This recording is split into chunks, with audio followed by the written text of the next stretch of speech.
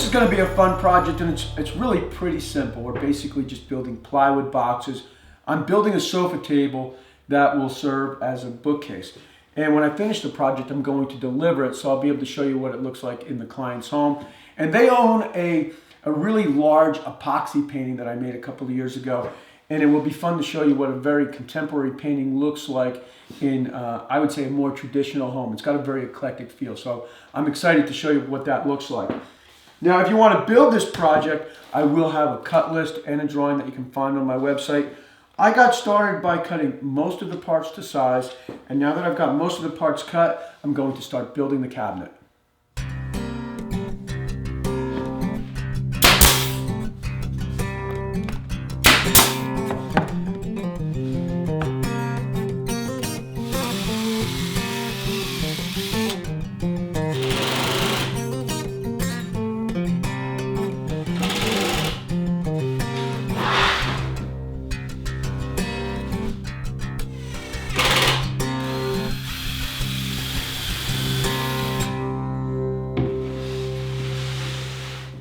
I just finished building the two bookshelves and I'm about to attach them together, but I thought I'd go over a few of the steps it took to get here.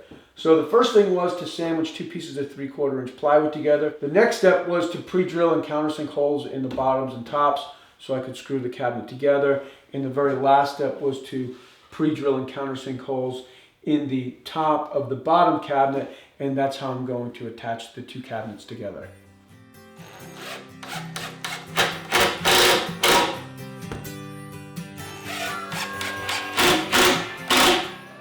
The next step is to beef up the bottom and the top of the cabinet, and for that I'll rip strips of 3/4 inch plywood at 1 1/4 inches.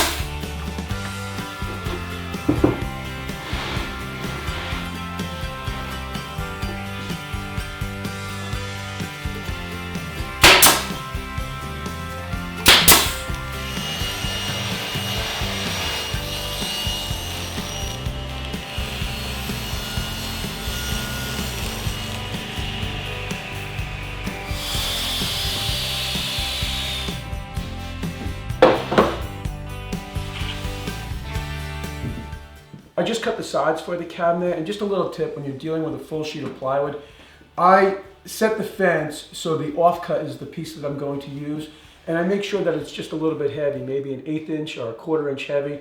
And then once I've got the offcut, I set the fence to the exact measurement, and then I can make a nice clean cut because I'm dealing with a much lighter piece and it's just easier to handle through the saw. Once I ripped the pieces to size, I cut them to length, and now I'm going to attach them to the sides with screws from the inside of the cabinet.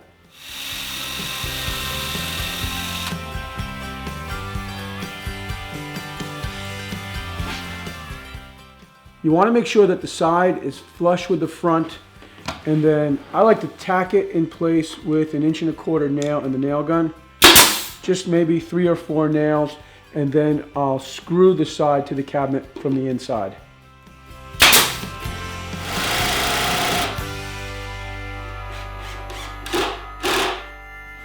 The sides of the cabinet are 1/2 inch deeper than the depth of the cabinet, and that's because I'll be using 1/2 inch plywood for the back.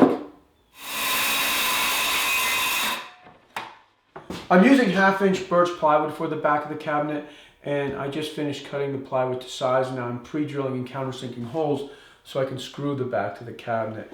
And if you're wondering why use 1/2 inch plywood over 1/4 inch plywood, well, I just want a more quality look and feel to the back. If you can think of pushing a book into a bookcase and the book hitting the back, and if it's 1/4 inch plywood, it may have some give, and it may even have kind of a hollow sound, where the plywood being, or the 1/2 inch plywood being screwed to the cabinet is going to have a nice solid sound, and also it won't have any give. So it does add maybe an extra $20 or $30 to the cost of the project, but I definitely think it's worth it.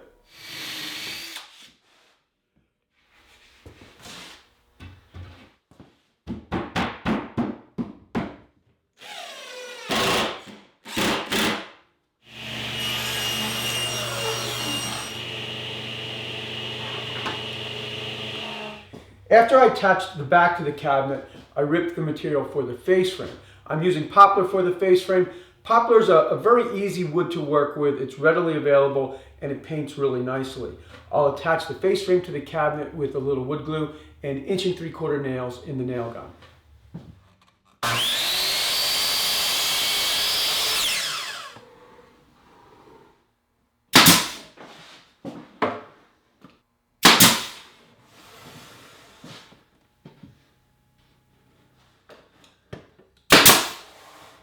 Just a little bit about the face frame and the order that I attached the face frame to the cabinet. The first parts that I attached were the stiles at the ends of the cabinet. The stiles measure 1 3/4 wide. After I attached the stiles at the ends, I then attached the rails at the bottom and the top of the cabinet. The rails measure 1.5 inches wide. The next piece I'll attach will be the center stile and then the last 2 rails. I'll have all of these measurements on the cut list.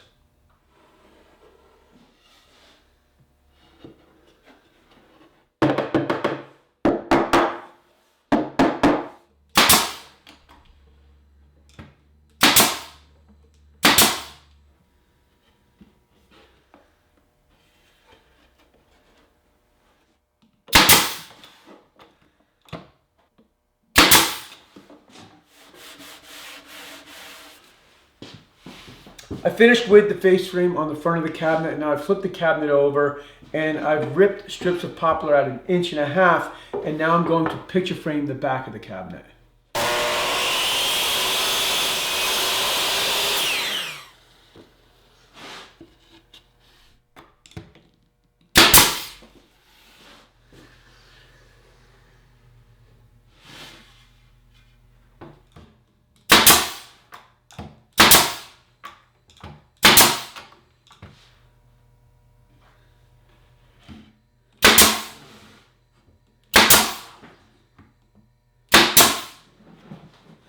Okay, well, now that I've got the back of the cabinet picture framed, I want to make molding for it inside the picture frame, and I'm going to start by ripping strips of poplar at 1 1/4 inches.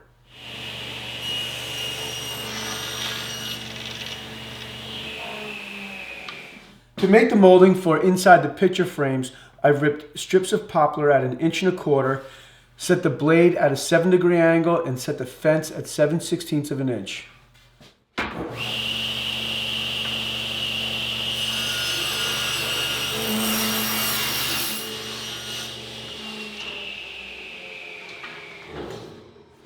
I've run all the molding through the saw at a 7-degree angle, and I'm left with a lot of heavy blade marks. And a simple way to deal with that is to move the fence over to 1 3/16 inches, flip the molding over, and cut a right angle on the back of the molding.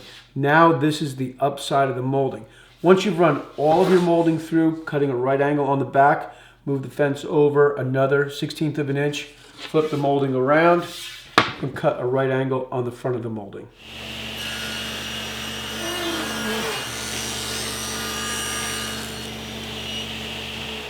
I've cut a 90-degree on the back of all of the molding, reset the fence at 1 1/8 inches. Now I'll flip the molding around and run it back through the saw.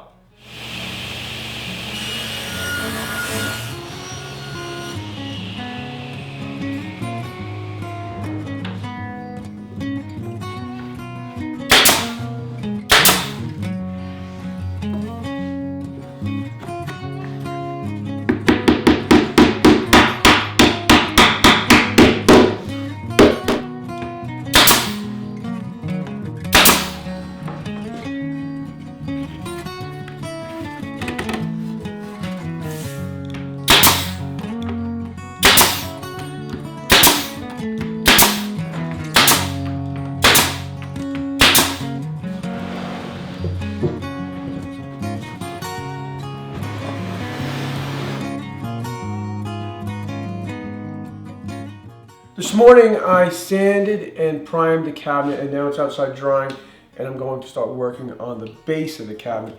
I'll get started by first making a subframe out of poplar.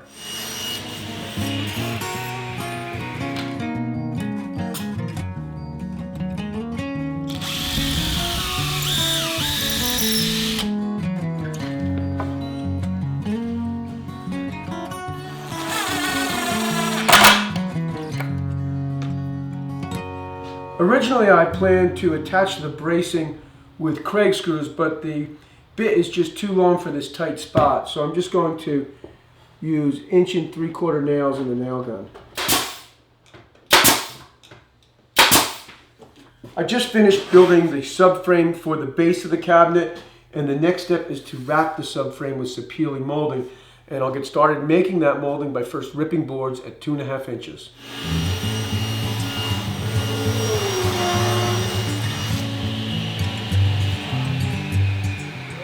Now I've raised the blade and changed the angle to 7 degrees and set the fence at 1/2 inch.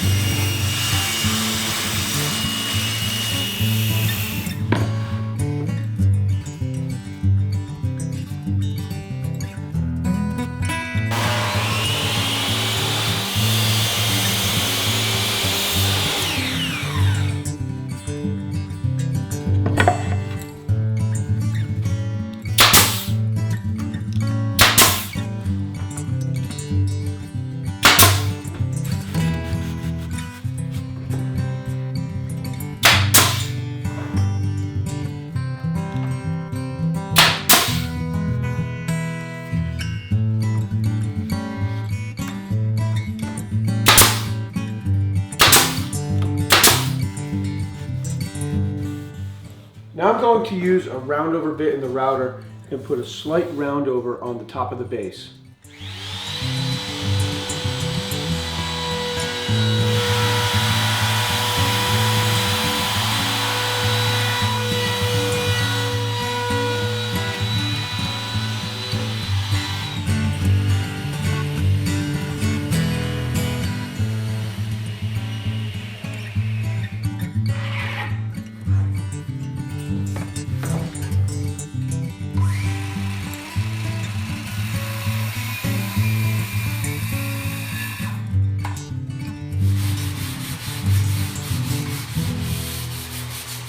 I spend most of the day getting the top and the base ready for stain.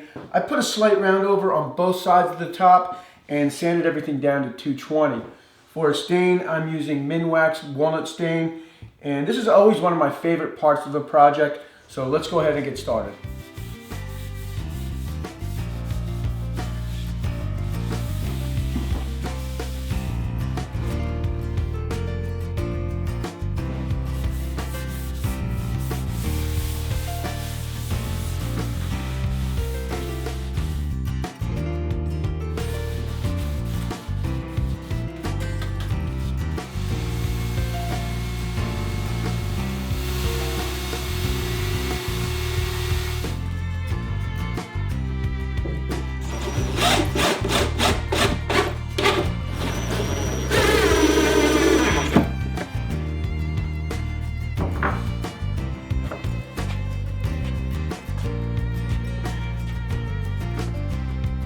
Ready? Put your hand on this side. Yeah. All right. We're going to put the back down first. Got it? Like that. Okay? Okay.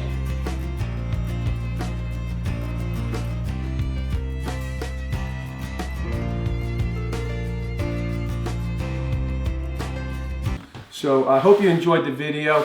If you like my videos and you want to help support the show, I do have a store. You can find t-shirts at the store and also my original woodblock prints. Each one is signed and dated on the day that it's made, so I hope you'll check that out. Thanks for tuning in, and I'll see you soon.